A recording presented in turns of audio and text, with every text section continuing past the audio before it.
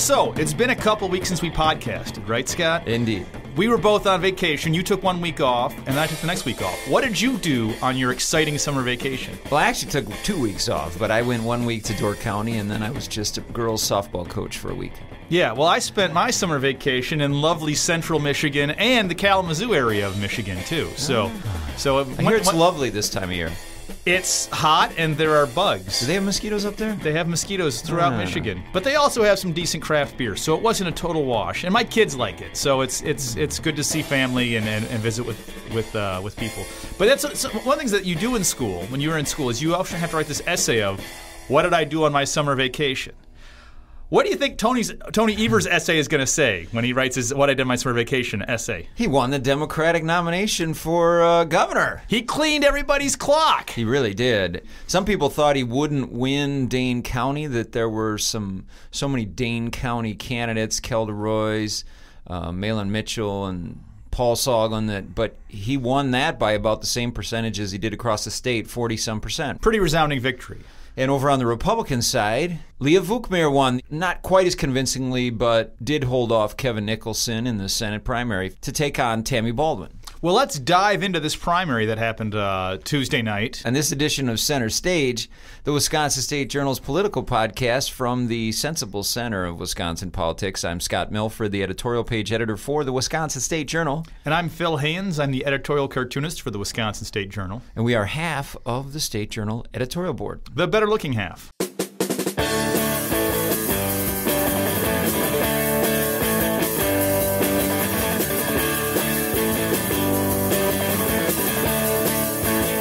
August 14th, 2018.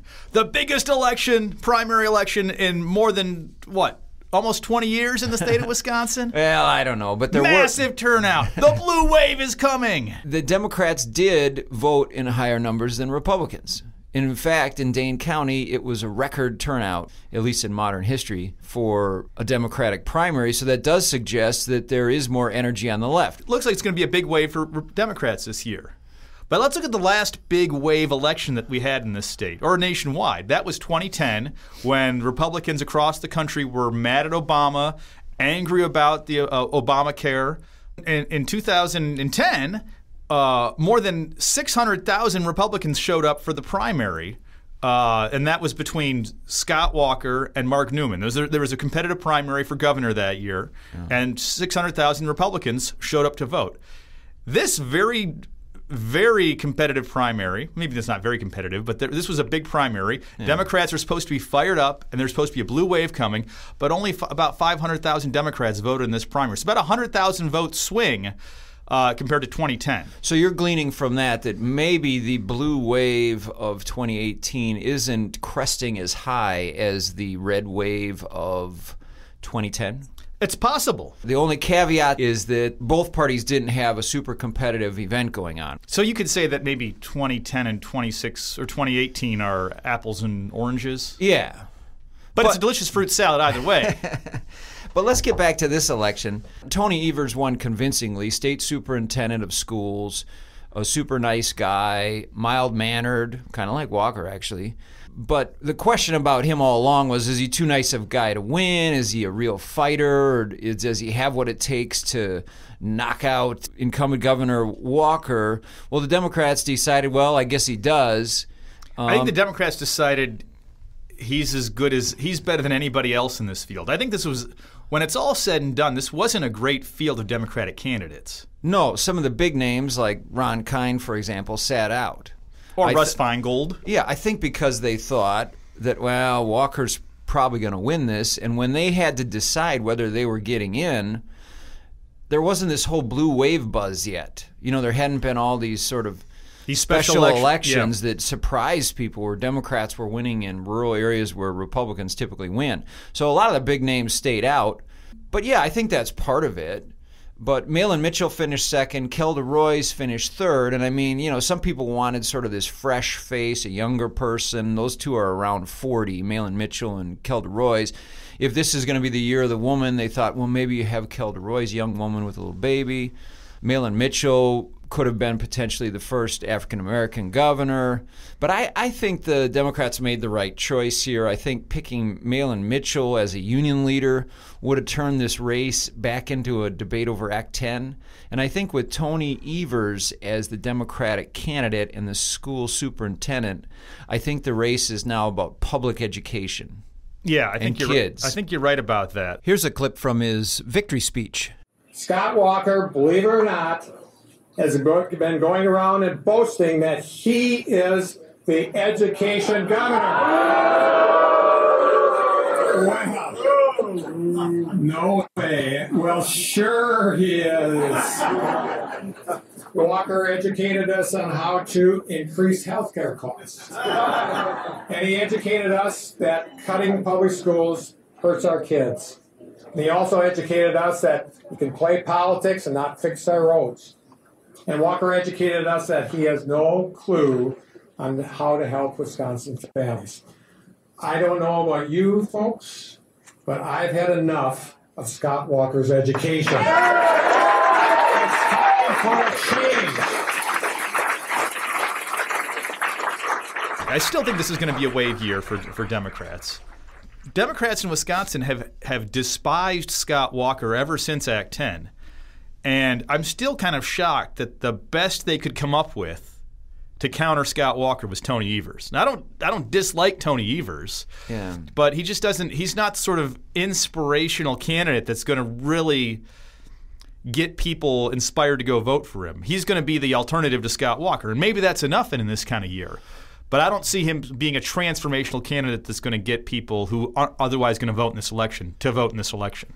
Yeah, the one way Tony Evers could really resonate with voters across the board is, remember, this wave year, I don't think this wave year is really about Scott Walker. It's about Donald Trump. Yeah. And if people don't like Donald Trump, a rude, chauvinistic guy who often doesn't know what he's talking about, and a big shot, casino hotel guy, Tony Evers is the exact opposite. He's mild-mannered, he's thoughtful, he's been doing these campaign ads with kids and parents. So if this is a wave election that doesn't like Donald Trump, that could work.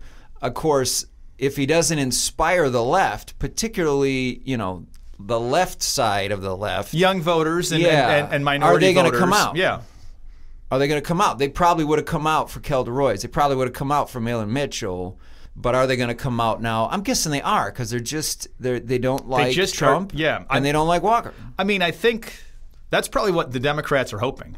And then you've got the middle, who really doesn't like Trump, is maybe a little skeptical of Walker. But they probably would have been turned down by Mahlon Mitchell or Kel DeRoy's. They would have been turned off by that, where now you've got Tony Evers, who had been criticized by fellow Democratic challenger Matt Flynn as Republican light, and criticizing Tony Evers, for, he worked with all of these conservative school boards in rural areas of Wisconsin, and kind of dinging him as he wasn't even really a Democrat or something. But some of that stuff only just kind of builds Tony Evers' cred as, I'm not an ultra-lefty, which is what Walker and the Republicans are going to want to tag him as. Of course, that's the playbook. Is he's from Madison and he's a Democrat, so he would tell you he's from Sheboygan, but that's okay. Plymouth. There's a difference. This would have been an interesting race if there hadn't been 8 candidates. If it had just been Royce, Mitchell, and Evers, this could have been a different race.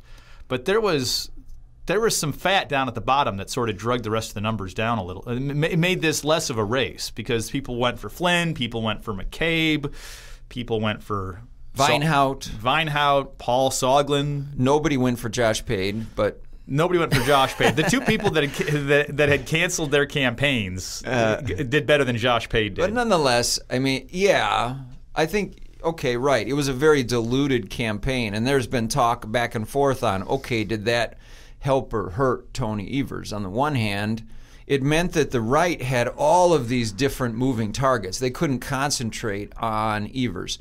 One of the thoughts was, remember last time around, Mary Burke from Madison won. Yeah, and the whole field cleared, so they were... Except for Brett Halsey. Don't forget Brett Halsey. Yeah, whatever. But... the whole field cleared, so then the governor and the conservatives could just focus on her and be hitting her, whereas, in the last few weeks, it was sort of an interesting strategy where the governor himself was saying, I want Matt Flynn he should drop out of the race because he represented the Catholic Church in the priest pedophile thing. And then he's hitting Malin Mitchell for something he said, and they were kind of doing this scatter shot of, we're actually going to engage and go after all these Democratic candidates rather than just kind of holding off and wait to see who wins, or just concentrating on Evers. Yeah. So, there were multiple targets such that Evers maybe didn't get as much heat as he would have in this primary. That's possible. But now, Walker's sitting on a giant amount of cash. He's going to have presumably more money. But then again, nationally, the Democrats smell blood in the water here. I think so. There's going to be some money coming in for Democrats. I just don't think this race is going to come down to money. I mean, remember that Hillary Clinton spent more money than Donald Trump did back in 2016. And are we beyond the point where television ads have any impact on voters anymore besides depressing turnout? This goes right to what the governor said shortly before the election, where he said you could put Daffy Duck as the Democratic nominee, and he'd get 40% out of the gate just because the Democrats have a lot of energy and they don't really care who it is, they just want to beat him, was sort of his line. And it also suggests how divided this state is and how everybody has an opinion pretty solidified about Scott Walker. There's only so much he can do there.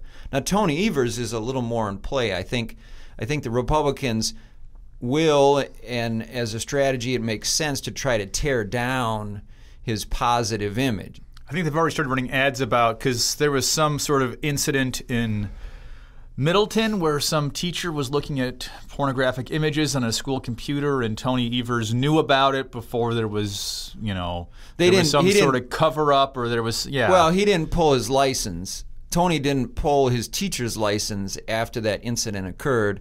Tony Evers said, well, I couldn't because of the state law that lawmakers passed. Yeah. And then he says, I tried, and then I helped pass the law that said I could fire people. But they're already starting to tarnish his image with some. But that gets to my point: is how much can you push around what people think of Scott Walker after 8 years and all of this? I mean, it's pretty solidified what people think of him.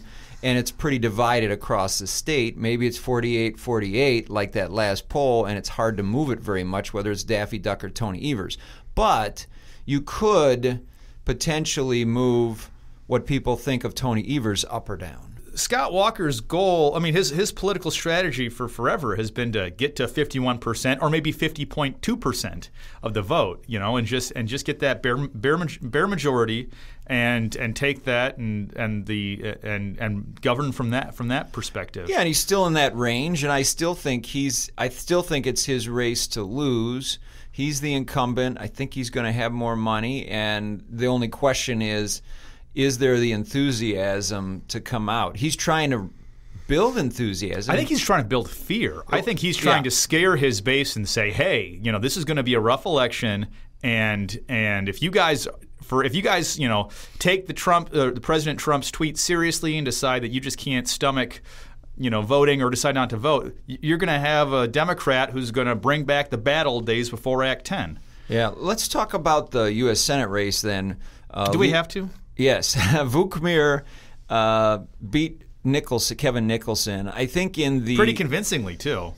Yeah, and I think we've talked about this before, but in the race to see who was Trumpier, or in your words, to see whose yellow wig was the biggest, I think that Nicholson won that effort because late in the race they got this video of Vukmir saying everybody finds, and this was from back during when Scott Walker was running for president. Leah Vukmir was for Walker, and she said everybody finds Donald Trump offensive. Yeah. And then when asked, what are you going to do if he's the nominee, she held her nose. So Nicholson was running that, I think, pretty effectively against her. And to me, at the end, it really turned into Nicholson was the outsider, bigger Trump supporter, and Vukmir was the establishment candidate. I mean, the entire Republican establishment was for her. What was the final percentage? Do you remember? Oh, I think it was I think she had 48 or 9, and he had low 40s. So it was a 4 or 5 point. I mean, it was competitive. Yeah. I mean, she won, by a decent amount, but it was competitive. But it kind of came down into that. So now you have Leah Vukmir, which I think is a much better choice for the Republicans going against Tammy Baldwin because, A, she's a woman, and I think she'll come off a little softer to voters than Nicholson would have. I mean, he was the Marine. I mean, I got flyers from him, and all it was I am a Marine, I'm pro-gun, and I'm a 100% anti-abortion. Yeah. And that was pretty much it. That was the message. That was his fiscal policy. I'm a Marine, and I'm more on board with Trump than she is. So at least with Vukmir, she can say, "Hey, I stood up to the unions. Hey, I'm with Scott Walker. I got death threats because of my strong, hard stances. I'm and a woman, just like Tammy Baldwin. Kevin Nicholson's never taken a stance in his life. Yeah, so So I think here's a theory that I have, Scott. I think that in a general election voting population, Nicholson might get more votes than Vukmir does. Really? Why is that? Because I think in the primary, you're getting your core supporters out. And your core the core supporters might tend to be more establishment-minded in a primary. Yeah. So the turnout in Waukesha, suburban Milwaukee County is probably going to turn out at a higher rate than some of the other parts of the state, perhaps. Well, that's true. I mean, Nicholson, by feeding into the Trump thing, I think Nicholson obviously would have played better with a lot of those voters who went in rural areas to Trump. Yeah. 2 years ago. But I think overall, for the entire Republican ticket, having Vukmir, having a woman up on the campaign stage at some of these rallies with Scott Walker, I think looks a lot better for him in appealing to people in the middle than Nicholson would have. Especially if this is anti-Trump wave. I think she's a little less Trumpy than Nicholson. Trump did put out a tweet saying this week, just before the election, how much he likes Walker. Of course he does. Yeah. Maybe that was the difference. Scott Walker's a great guy. Don't you remember during his Foxconn speech that Donald Trump handed the ball off finally to Scott Walker? That's right. To run for 2,000 yards in a game? Yeah, well, Scott Walker is going to need to have an incredible running game, I think, to win this. But again, I still give him the odds on, I still think as the incumbent and with the money, and I would not count him out whatsoever, Scott Walker, in the fall. Yeah, even with a wave. And I disagree with you, Scott. I think Scott Walker's days are numbered as governor, and I think even a lot of independents are just sort of fed up with what's been going on in Madison, and are saying, you know what, Tony Evers isn't that radical a guy. I can vote for him, even if I don't agree with him on every issue. And the other thing Tony Evers has going for him is that Wisconsin historically has been a purple state. It'll go one way one time, it'll go another way another time. It might pick, a Republican for this seat, but a Democrat for that seat. And Republicans have had a lock on power now for almost the entire 8 years that Walker's been in there. So usually in Wisconsin, you get tired of one party after a while if it's too in control, and you swing back the other way. Yeah.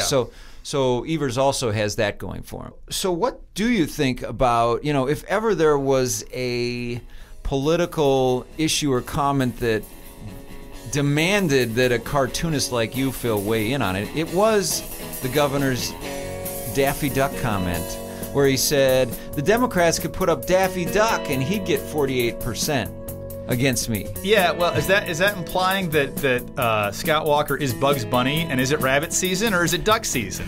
I'm not entirely sure. Heck, I mean, they elected Yosemite Sam as their president this last time around, so who knows what they're going to do. Well, and Daffy Duck doesn't really have a Midwestern accent. He doesn't sound like he's from around here. He does not sound like he's from around here. He also has this sort of attitude, he's not Wisconsin nice. All of the music on our podcast is by Tube Tester, Madison's loudest band from the 1990s and beyond. You can subscribe to Center Stage with Milfred and Hands on iTunes, SoundCloud, Google Play, and Stitcher.